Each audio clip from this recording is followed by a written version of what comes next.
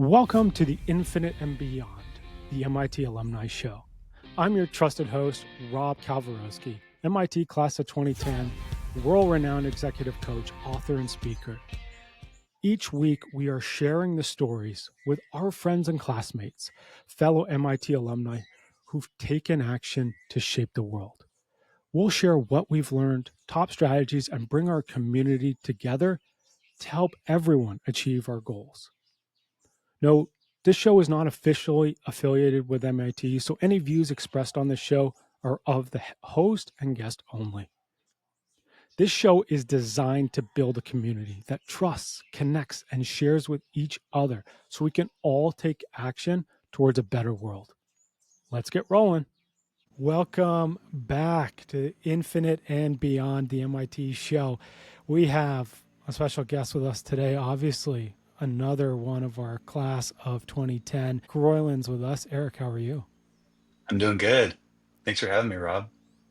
Thanks for joining us. Now, Eric, just before we hit record, you were telling us about, of course, you've left Forward and now you're taking a sabbatical here and you're going 3 months and traveling internationally. Tell us about that.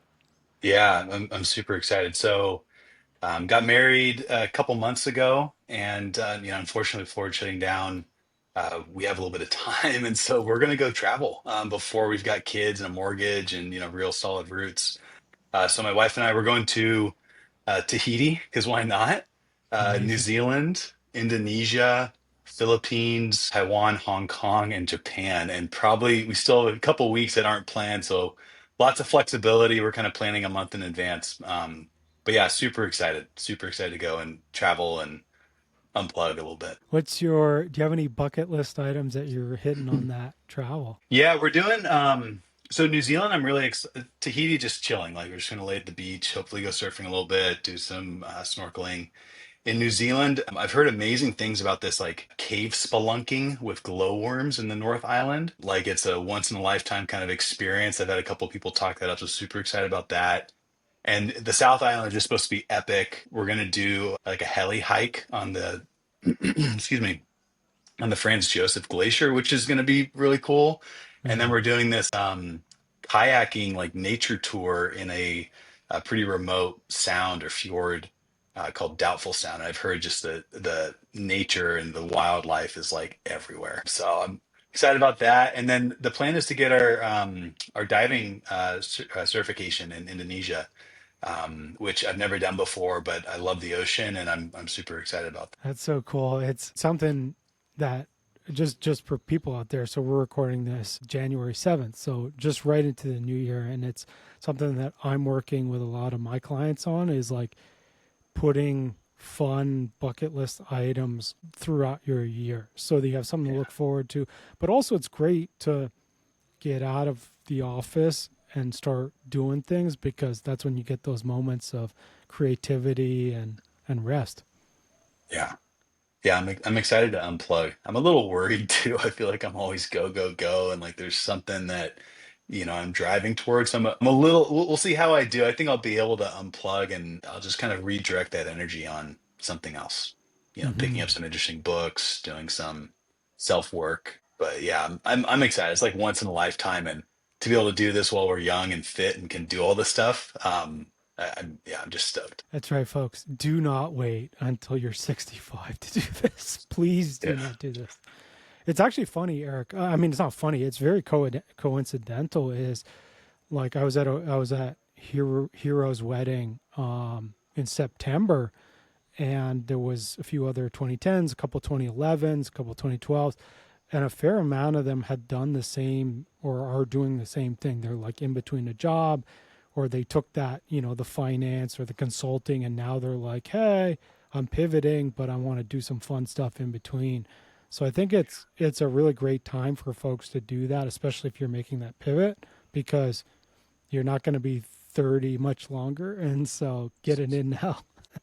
Yeah, we're all rapidly approaching 40, so it's time. I'd love to hear more. Tell me a little bit more about what you said about you have that drive focus, and this time is going to be different for you. Yeah, I think I don't know, probably like a lot of us, it's like I like hustling. I like having a goal and pursuing that goal. And that's like really rewarding to me, and drives a lot of, growth and learning and challenge. And, even if you miss the goal, the pursuit is really fun. And so like, I don't know, like, look, we're all raised in a pretty similar educational system where, you get the gold star, you get the A+, and you move on to the next thing.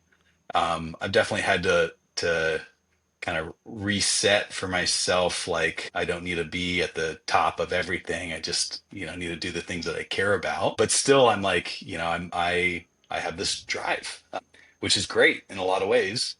But for 3.5 months of travel, I'm gonna need to figure out where to direct that, because I could see myself like getting itchy and wanting to go back and get back into this, very drive focused culture. And so I'm just trying to prepare for that and set myself up for success as I unplug and be able to fully unplug. Yeah. Let's book a call before you go. It's really common. I of course have that part of me as Yeah. well, and I've worked on it a lot. But we can focus it on what's next, or just like even focus it on enjoying your vacation to the max, Yeah. right? But Yeah. but yeah, we'll book a call and we'll do that. All right. All right. Thanks, Rob. Eric, I mean, of course we got to ask you. So, what's been going up with you since 2010? Yeah. So after school, I joined. I guess I'll give you like the quick, career story. So worked as a mechanical design engineer at a medical device company. It was, I won't get into the details there, but super cool opportunity. It was growing like crazy. Had this like, once in a decade medical device, which I had nothing to do with, but I got to contribute to a little bit, which was awesome. And while I was there, I was, I mean, it wasn't MIT. I didn't feel challenged, and I started to brainstorm some ideas with peers, with coworkers, and we ended up pitching one of those ideas to the CEO and CTO. And the idea didn't end up going anywhere. And the reason was that there wasn't a big enough market, and the business, rationale wasn't there. The ROI wasn't there. And that was a big aha moment for me, is like, I can try and, build and make these things that I think are going to have some impact and do some good. But if I don't understand the business rationale, I won't be able to actually bring these things to fruition, or, focus my energies in a highly productive way. And so that led me to want to go to business school. I was lucky enough to get into Stanford, which was incredible. It was this awesome opportunity. And then after the GSB, I started a company that facilitated end of life goal setting conversations, and something I'm personally passionate about, had experienced through my life, through extended family, and some of which, went through a really positive passing, and the bereavement period was positive for the family, and others that was just, it was contentious, it was negative, it was, draining everybody. And so built a company around that. It was a healthcare service. We facilitated goal setting conversations with the patient and family, filled out best practice documentation, shared that with the doctor so they could complete the documentation in a normal 15-minute visit. They're not trained to do this, nor do they get paid to do this. So it doesn't happen. And what's Yeah. really messed up is the healthcare system, the hospitals make more money when patients choose highly intensive care. So being on a ventilator or doing the fourth or fifth round of chemotherapy, right, which is just the wrong incentive, and often what these people don't want at the end of life. So we were helping them express their goals. We sold insurance, thought that they would, benefit the most financially, and thought that we could then, create a win-win. And as we started to implement the paid contract, just the price came in a third of what we thought it would be. The cost to onboard was twice as much. Like, the business wasn't there, and it wasn't going to work out for a handful of years. It wasn't going to look good for a handful of years. And we made the hard decision to shut it down, which sucked in the moment, because, my co-founders and I went into this because we wanted to have impact. We wanted to, do this, work on this mission. And yeah, that was tough. That was like the first real clear stamp of failure on my career. And it was a good shock to the ego. And I think I learned a lot from that. And honestly, I'm very fortunate for the opportunity. It's also great to try and build something from 0 to 1. Yeah. Learned a lot through that. And then after that, I joined Forward. Forward was trying to basically provide preventive care, and we were doing it through different incentives. So getting out of fee for service, which has very perverse incentives, and by automating the simple things that a doctor does. And by doing both of those, you can increase access to preventive care. I was there for about 8 years and did a bunch of different things there, which was such a cool learning experience. Early days telemedicine, building the tools and the team to do that, led our real estate and construction, so like physical expansion, I managed a bunch of our clinics, and then over the last like 3.5 years or so, I led our hardware engineering team. So I went, from these operational business roles, then back to engineering leadership, which was awesome. I'm so glad that I got that opportunity to be back on the engineering side, and it was like so fun to be able to pull out the skills. And I was very rarely, getting into the weeds and opening CAD and doing work, but was, had the skill set to ask questions that would call bullshit or force the team to look at the problem differently or not be okay with the solution they came to because it wasn't as good of a solution as they could come to. And so the engineering background, which I had 15 years ago, was starting to pay off in combination with the business and startup and operating background, and it was like the perfect combination of all these skills. And I fucking loved it. It was such a fun job. And we were building a care pod, which is like basically an automated version of a primary care doctor's office. It was a kiosk that automated what the primary care doctor did. Super, like very much pushing the frontiers of what was possible in healthcare. And it was such a fun opportunity. The people were incredible.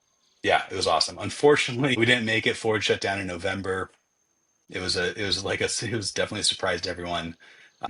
And that was a bummer. I mean, I dedicated so much of my time to this thing. I wanted it to persist, and I went into a pretty negative spot after that too. A lot of comparison of what have I done? I've hustled for 15 years minus that 2 year vacation at business school, and like what do I have to show for it? Like not all that much. And I was comparing myself to peers and friends, and got into kind of a negative headspace, but I've since been able to add perspective there and just stop comparing and think about what matters to me and reflect on all the things I'm grateful for and all the opportunities. And I had a ton of opportunities that Ford is an awesome job. How did you get, you mentioned a little bit about getting out of that, but can you tell us a little more about, because that's a super common thing. And like, I think a lot of us listening, right? It's like we see the folks they've started a company, they're like super wealthy now, and it's like, Yeah. I'm just in my mom's basement, or like, how did you get through that? It was slowly and just, I don't know, just kind of reminding myself of what I've prioritized in my career. Like I haven't prioritized money in my career.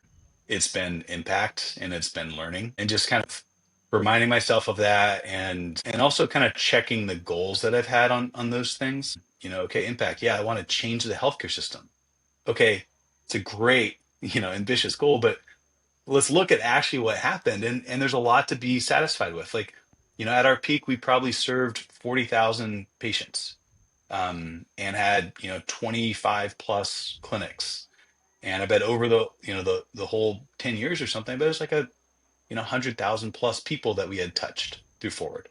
And the things that we were doing to push access to care, hopefully will have a ripple effect through the rest of the healthcare system, and people will start to see, oh, there's something here, or look at what we did and be like, this is not the way to do it, but I've got some other ideas, and hopefully people can learn from that. So it's like kind of stepping back from the comparison and from the ambitious goals that I had, and just like trying to assess with like a realistic lens what I accomplished, and yeah, and being proud of that. It's like, you know yeah, that's it. It's something none of us get taught, right? Is actually feeling proud and happy for ourselves of what we've done. It's exactly what you mentioned off the top, which is like, I feel like I must go, go, go, go, go. And Hmm. that's what we learned our whole lives, right? Was like, oh, you got an A. What about now? Yeah. Right. And it's like, it's this Yeah. constant, what do I got to do next? I literally have a client. She won the Olympic gold medal in hockey in like 2014. And we were talking about it. And I said to her, how long did it last? And she was like, I was on the podium and I was like, what do I do next? Yeah. All these external things are fleeting. It's like, yeah, what? Yeah. And we've been totally raised to just go after the next thing, the next point of validation. And um the other piece, the other framing that really helps me is like, what do I want to say on my deathbed? Like if I'm, like, when everything's played out and I'm looking backwards, or I'm talking to my grandkids, like what do I want to be able to say? And that like cuts through a lot of noise for me. I don't ask that question often enough, honestly, but that cuts through a lot of noise. Eric, given where you are right now and putting that lens on it from your deathbed, what does that make you want to do next? Of course, after your travel. Yeah, travel, unplug, have an incredible time with my wife before we have kids. Like, yeah, that's number one right now. And honestly, that's been helpful for me to prioritize that instead of scrambling into the next thing. And I think when I come back, it's like, I really love healthcare because of the impact I think I can have through it. Health is so foundational in someone's happiness and in a society's ability to be productive and to progress. Um, so I think I want to stay in healthcare, and I'd like to try and build a company or two. I think I'm capable of that, and I think when I'm on my deathbed, I don't want to look back and be like, you know what, I should have gone out on my own. You know what, I took the safer path instead of the more risky path. I think I want to be able to say that I tried. I give it my best, and I think there'll be periods or eras where I'll want to be more risk seeking and want to be less risk seeking. But I think at the end of the day, what I want to be able to tell my grandkids is like, I had a ton of opportunities. I respected those opportunities. I valued the seat that I had at MIT, at GSB, and all these jobs that I got. I worked hard, and I took risk when I felt like I could overcome that risk or do something meaningful. And I also want to be able to tell my grandkids that like I was a dad that was there, that I prioritized my family and that I passed on the values that matter to me in through my example, not through my words. That's Amazing. a great question. Yeah. Well, one is, do you know Phil Kim? Yeah. Yeah. So he's been on the show, but he's a trauma surgeon now at Hartford Medical, I believe. But 20% of his job is part of the VC arm of that hospital system where they are supporting devices. So you should talk to him. I'll connect you, or if you don't have his email. But yeah, you should chat with him about what's going on because there may be a little bit of support that we can give each other. Yeah. Yeah, that'd be awesome.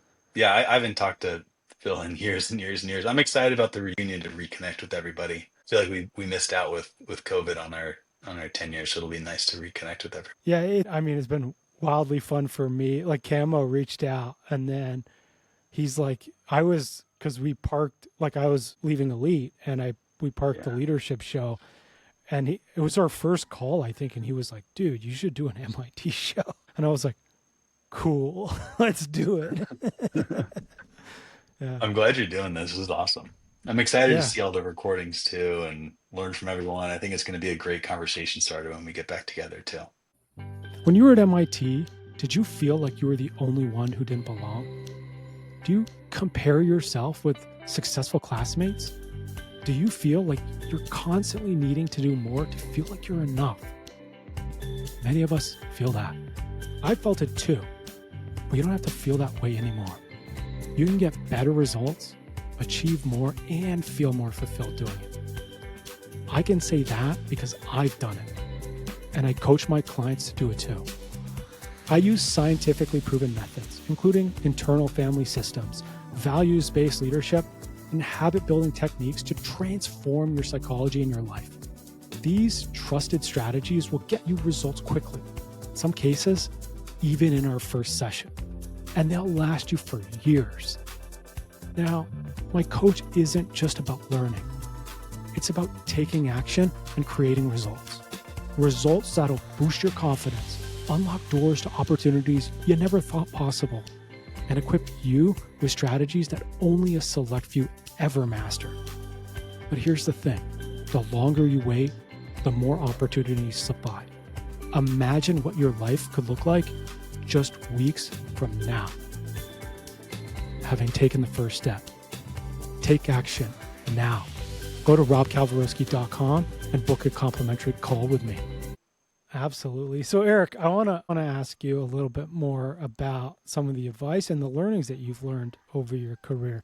So, what are your top 3 pieces of advice or learnings that you've had over your career that you'd like to share with our classmates? Yeah, I think so for career advice, I'm not sure I'm the best person to answer that. You look at the standard assessments of success, and I don't think I check those boxes. But I do think that I've been able to feel fulfilled in my job on like a daily basis, very fulfilled. And I think I've learned a lot, like a lot of different things. And so I guess what I'd say is like, if you're looking to do those, one of those two things, or, I would say for fulfillment, it's like find something you care about and just dedicate yourself to it and trust that like, feeling impact or feeling like, you're doing the thing you care about is going to be more durable than the role change or the race.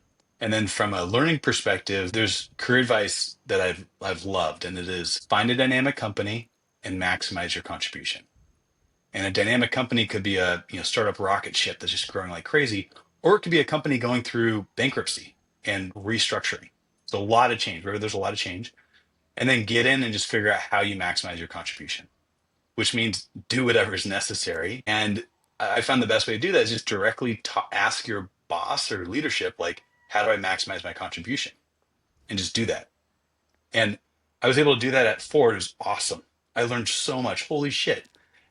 Telemedicine tools, how to manage a telemedicine team. What? I would never have guessed I'd do that. Or construction project management, like never have guessed. Managing physical clinics, like no. Like it just opened so many doors, and it also created a great opportunity for myself and my boss or leadership to have a conversation about where my skills are and what the biggest problem is for the business. And that really helped me better understand my own strengths and weaknesses, much more than having some 5-year, 10-year plan and trying to linearly progress down it. So that would be I guess the advice I'd have. I'm happy to share like learnings over my career too, if you think that's interesting. Well, let's first start off with what you just mentioned, right? Mm. Asking how you can help your boss or leadership and what the company needs. Actually, we had Ethan Evans on the leadership show a few months ago. He was VP at Amazon, and he like led like a team of like 800, and now he does coaching specifically on how do you increase your career and that kind of thing. That was his one tip. He was like, go to your boss, say, what do you need me to do? Or like, what would make your life easier? Do that and then repeat. Now, it's great advice. I also want to add some pieces to that if I was giving career advice, because there's much more. But I mean, it's a great way to learn. It's a great way to grow. It's a great way to get promoted and gain power and influence over your career. Yeah, totally. Even if you have a shitty boss, you're going to learn a ton. You're going to be put in a position where you're influential, and that's going to open more doors. Even if the boss is selfish, doesn't care about you, isn't looking to, grow you, develop you, they're still going to put you in a position where you'll be more influential and where you're going to be learning more. And for more advice on how to deal with a bad boss, check out my TED Talk. Also, go to my website, robkalwarowsky.com, and you can download the first 30 pages of my book, Antidote for an Asshole Boss, for free. So, Amazing. I should get a little kickback for that segue. that was not planned at all. So, Eric, yeah, I'd love to hear now about your learnings over your career, because, of course, like going through one as a startup that failed, and then another one that you experienced like a wide range of roles.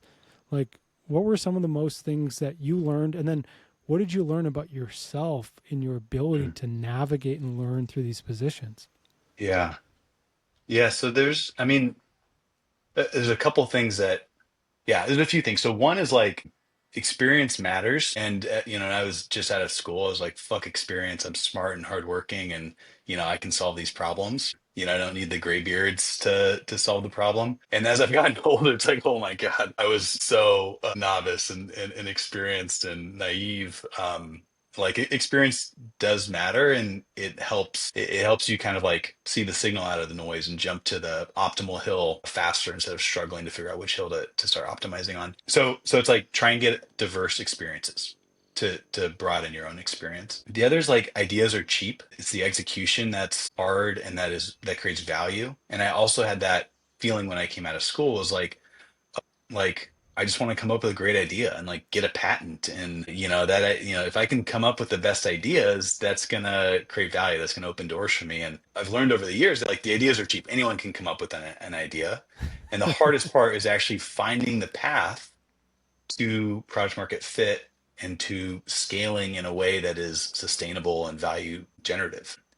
And so that's the other piece that I'd share. Especially, those are probably the two things to like, new grads that I would share is like, it's not the ideas, it's the execution, and experience does matter. So try and get as much broad experience as you can and just be humble in your work. Um, and then in terms of like teams and team management, there's a couple things that have stood out for me there. Like one is like, I think teams, in order to meet expectations, they need both accountability and support. And to exceed expectations, they need autonomy. And what I mean by that is like, if you have a team that only has accountability, it feels terrible. It's like a death march. Like you're just, going towards this goal is probably not achievable. Like morale is terrible. But if you have a team that has just support and no accountability, it's really soft and fuzzy and comfortable, but no one's challenged. And because they're not challenged, they're not engaged, which means that they're going to leave also. If any one of those without the other is a team that's going to fail. But the combination of those two has clear goals, holds people accountable to the goals, helps people figure out alternative paths or reassesses the goals as things come up. So you need that accountability and support to even meet expectations.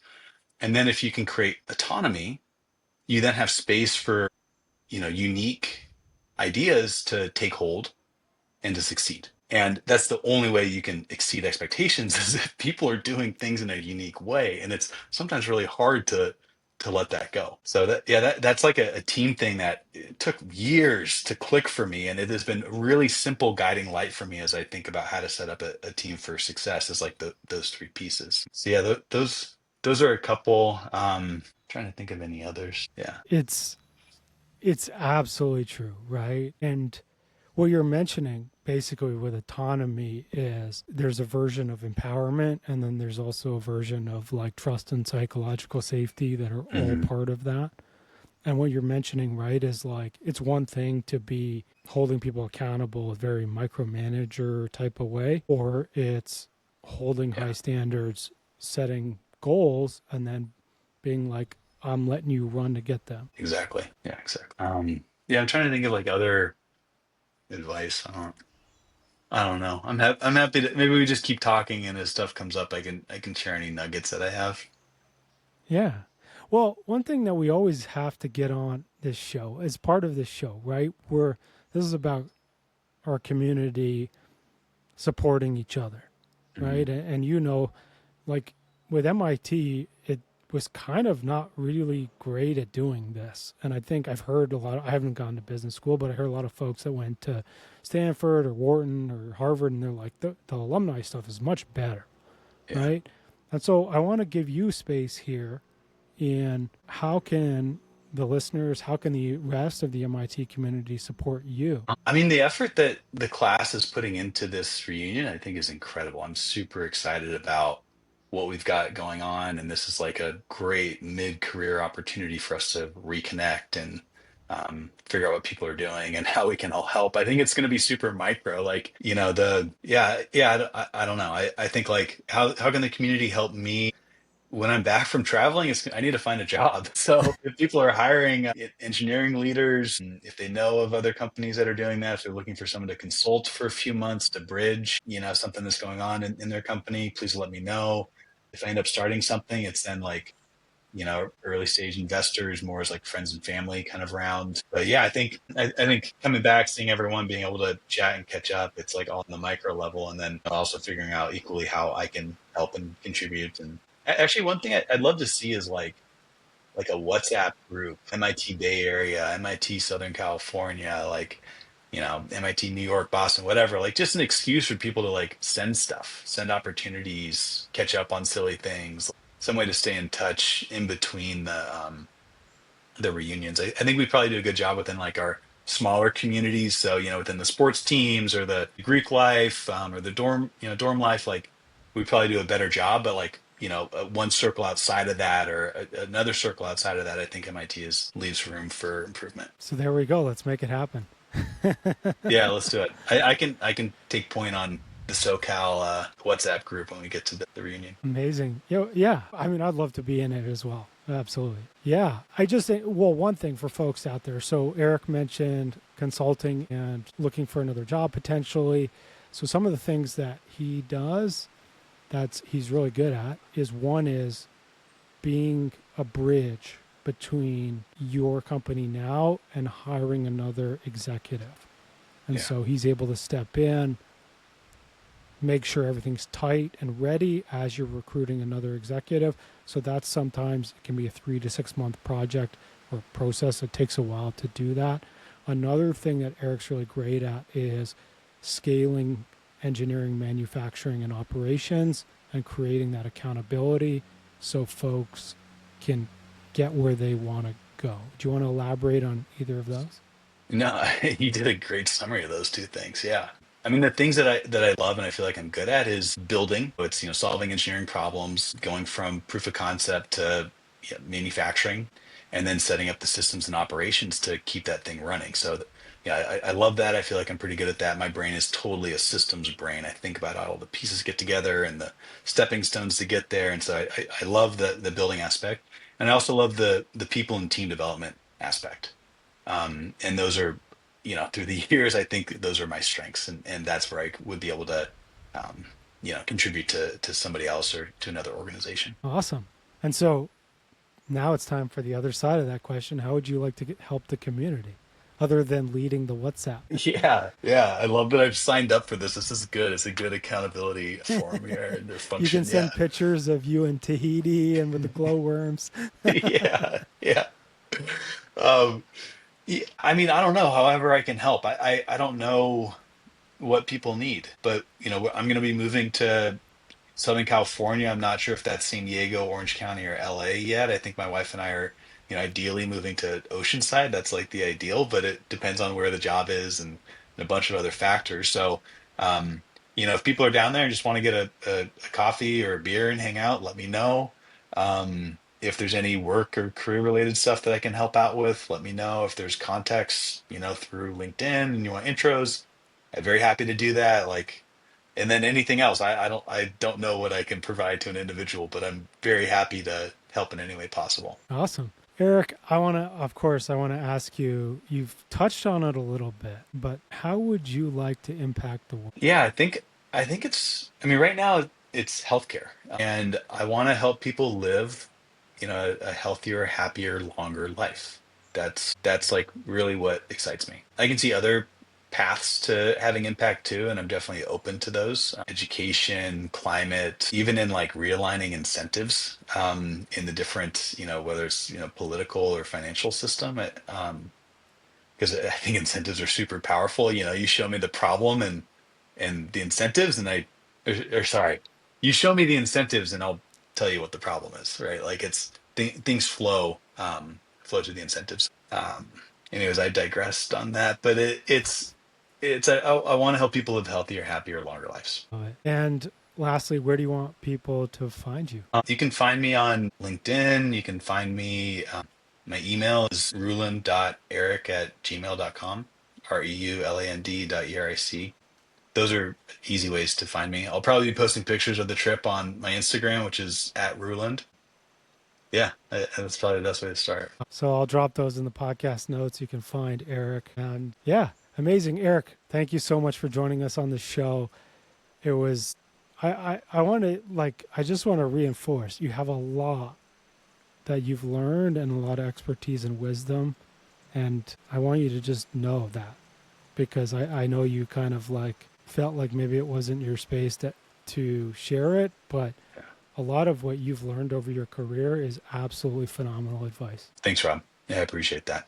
And thanks for the opportunity. This is super fun. And I'm excited to use this as a vehicle to reconnect with everyone. Yeah, absolutely. So folks out there, connect with Eric and reach out about the WhatsApp group that he's starting. And then, of course, if any MIT folks are listening, if you want to be on the podcast, just shoot me an email, rob@robkalwarowsky.com. You can hit me up on LinkedIn. My stuff's in the podcast notes as well. I would love to have you on the show. And then I look forward to seeing you all at the MIT reunion in May of 2025. Eric, thank you so much. And everyone listening, thank you, and see you next week. Thanks, Rob.